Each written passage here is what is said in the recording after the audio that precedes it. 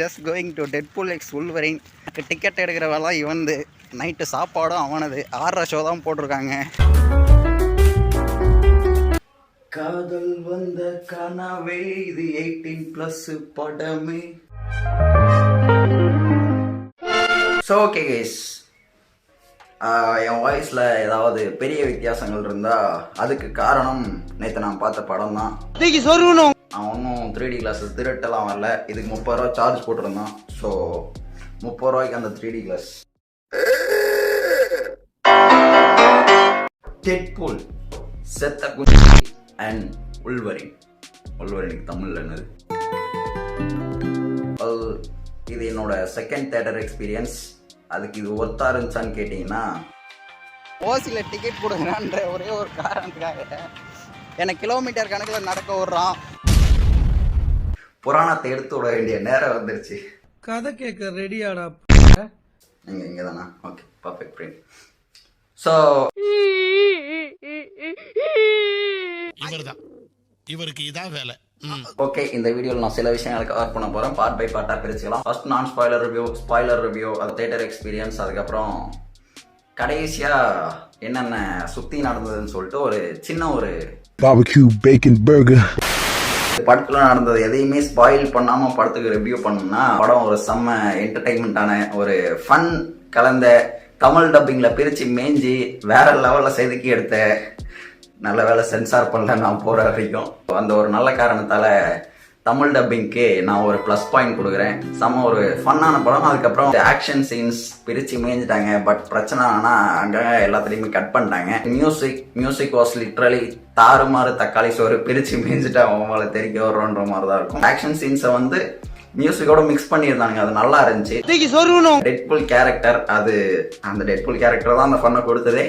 So அது அந்த 4th வால் break பண்ற சீன்ஸ் அதெல்லாம் சூப்பராக இருந்துச்சு. அவங்களே கலாய்ச்சிக்கிறாங்க, ஸ்டூடியோஸை கலாய்க்கிறாங்க, நம்மளை கலாய்க்கிறாங்க. தமிழ் படம் ஒன்றுன்ட்டு இருக்குல்ல, அதில் எப்படி எல்லாத்தையும் கலாய்ச்சிட்டு இருந்தாங்களோ அதே மாதிரி நடக்கும். So that was really enjoyable. இதை தாண்டி படத்துக்குள்ள வந்து இந்த மேக்கிங், சிஜிஐ, சவுண்ட் எஃபெக்ட்ஸ், இந்த விஷயம்லாம் வந்து ஓகே நல்லா தான் பண்ணியிருந்தாங்க. அதெல்லாம் நார்மலாக எல்லா படத்துலையும் ரீசெண்டாக இருக்கிறது தான். இதுலேயும் கொஞ்சம் பெட்டராகவே இருந்தது. அதை தூக்கி ஓரமாக வச்சுட்டு இப்போ ஸ்பாய்லர் ரிவ்யூக்குள்ளே வந்தோம்னா, ஸ்க்ரீனில் போகிற டைம் வரைக்கும் ஸ்பாய்லர்ஸ் இருக்கும். ஸ்க்ரீனில் வரலாம் கமெண்ட்ஸில் எங்கேயாவது போட்டு பின் பண்ணி வச்சிருப்பேன். ஸ்பாய்லர்ஸ் இருக்கும், அது வரைக்கும் ஸ்கிப் பண்ணிக்கோங்க. இல்லைனா வீடியோ கூட ஸ்கிப் பண்ணிக்கூட போட, படம் பார்த்துட்டு வந்து கூட பாடுறோம். ஃபர்ஸ்ட் வந்து இந்த படத்தோட டைம் லைன் ஸ்டார்டிங்கில் வந்து F616ல் ஒரு அவெஞ்சர்ஸ் கூட ஜாயின் பண்ற மாதிரி இருக்கானுங்க. அது F616னு போட்டிருக்கானுங்க. திரும்ப 6 வருஷம் கழிச்சு F1005ன்னு ஒரு டைமிங் காட்டுறாங்க. அந்த டெட்பூலுக்கும் இந்த டெட்பூலுக்கும் என்ன சம்பந்தம்? இவன் எப்படி அங்க போனான், அங்கிருந்து எப்படி இங்க வந்தான்? ஒரு மண்ணு எங்களுக்கு எக்ஸ்பிளைன் பண்ணவே இல்லை. இந்த எக்ஸ்மென் டைம்லைனே வந்து ஒரு குழப்பி அடிச்ச மாதிரி தான் இருக்கும். ஸோ அதையும் அவனுக்கு ஃபுல்லாக எக்ஸ்பிளைன் பண்ணல. லோகன் டைம்லைன் எங்க இருக்கு, இந்த டெட்பூல் டைம்லைன் எங்க இருக்கு, டெட்பூலால எப்படி லோகன் டைம்லைன் அழிஞ்சுக்கிட்டே வருதுன்னானுங்க. திரும்ப எப்படி லோகன் செத்து எலும்பா மாறினான் அந்த இடத்துக்கு போனான். என்னங்க எனக்கு ஒண்ணுமே புரியல. லேடி டெட்பூல் அது யாருன்னு ரிவீல் பண்ணுவாங்கன்னு சொல்லிட்டு நானும் வந்து ரொம்ப நேரம் வெயிட் பண்ணேன். சஸ்பென்ஸோடய சாவிடான்னு அதையும் முடிச்சுட்டாங்க.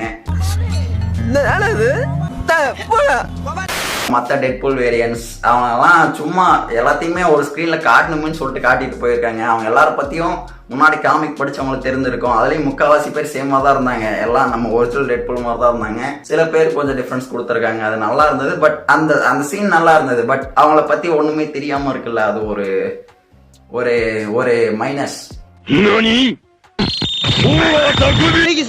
ஹியூ ஜாக்மேனோட பேக் ஸ்டோரி, உல்வரினோட பேக் ஸ்டோரி அதையே அவங்க தொடவே இல்லை, சும்மா தொட்டுட்டு வந்துட்டானுங்க. கசன்ட்ரானோ வில்லன் அவங்களோட பேக் ஸ்டோரியும் அவங்க தொடவே இல்லை, சும்மா தொட்டுட்டு வந்துட்டானுங்க. தொட்டுட்டு வந்துட்டானுங்களா?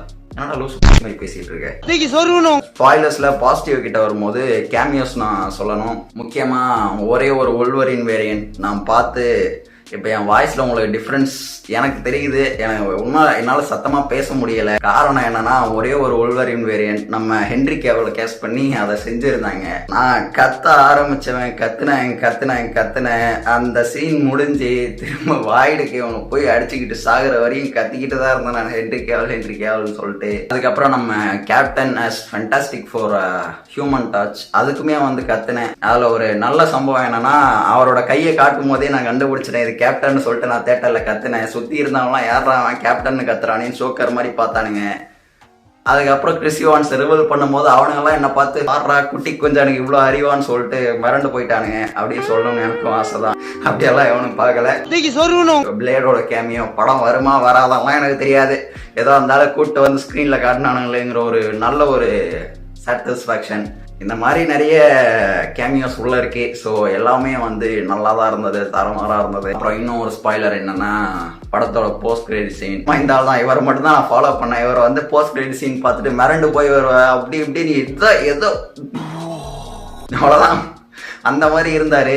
படத்துல போய் போஸ்ட் கிரெடிட் சீன் பார்க்கும்போது இதுக்காடா எவ்வளவு பில்டப் பண்ணிங்கன்ற மாதிரி ஒரு என்ன சொல்றது, ஒரு சப்பையா முடிஞ்சது. படம் என்னதான் ஒரு நல்ல ஒரு ஃபீல் கொடுத்தாலும் ஒரு விஷயம் மிஸ் ஆச்சு, ஏதோ ஒன்று மிஸ் ஆகுது.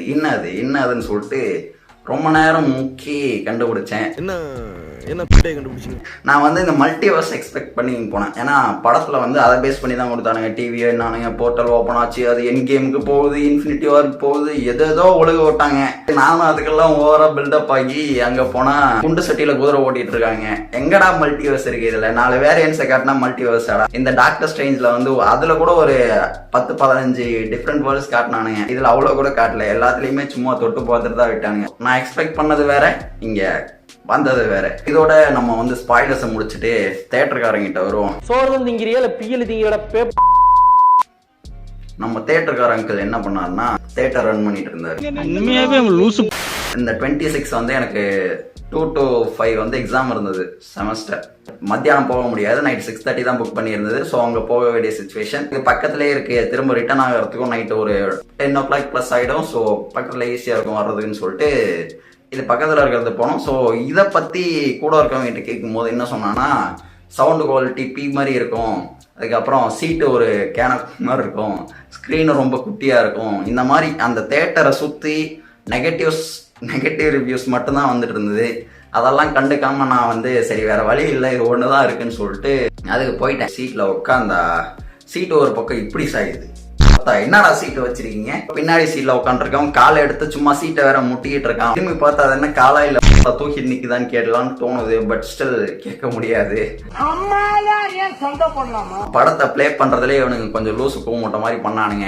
உள்ள போய் உட்காந்தா ஒரு 20 நிமிஷத்துக்கு ஆட போறான். 7:15 வந்து படத்துல ஒரு சின்ன பிரேக் ஆன மாதிரி ஒரு ஸ்க்ரீன் அப்படியே ஃப்ரீஸ் ஆகி ஒரு 10-20-30 செகண்ட் நிக்குது. எல்லாரும் கத்துறானுங்க, திரும்ப அவன் பிளே பண்றான். எதுக்குடா? என்ன படம் போயிட்டு இருக்கும் போது, ஒரு நல்ல சீன் போயிட்டு இருக்கும் போது அதை அப்படியே ஃப்ரீஸ் பண்ணி நிறுத்தினா என்ன தேட்டர் மாரிது?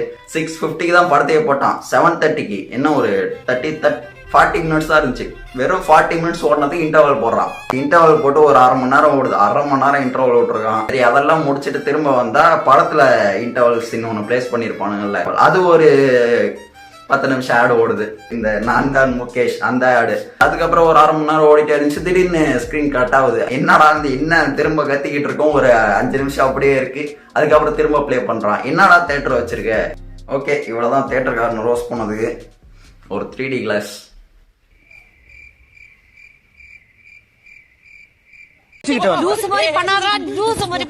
ஸோ ஓகே கைஸ், நான் வந்து உங்களை அடுத்த வீடியோவில் மீட் பண்ணுறேன். ஏன்னா ஒருத்தன் கதவை தட்டிட்டு இருக்கான்னு நினைக்கிறேன். ஸோ எவ்வளோ நேரம் வந்திருக்கு. ஸோ நல்ல ஒரு மிட் நைட்டில் மழை பெஞ்ச ஒரு கிளைமேட்டில் 2 பரோட்டா சாப்பிட்டு 60 ரூபாய்க்கு ஒரு கோனை சாப்பிட்டு ஒரு நல்ல படம் பார்த்துட்டு வந்திருக்கேன். பிரச்சனை என்னன்னா நல்ல படம் தான்டா. 5க்கு 3.5 இல்லை 7.5 out of 10 அவ்வளோதான் கைஸ். ஸ்டோரேஜ் இல்லை என்கிட்ட. வரட்டாமாமே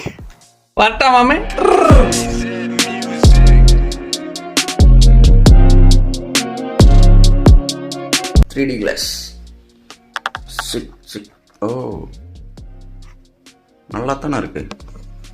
மை டியர் தேட்டர் ஓனர், இதை பார்த்தீங்கன்னா பெரிய டிஃப்ரென்ஸ் தெரியலன்னு நினைக்கிறேன். ஓகே, நல்லா தான் இருக்கு. ஓகே, வரட்டா.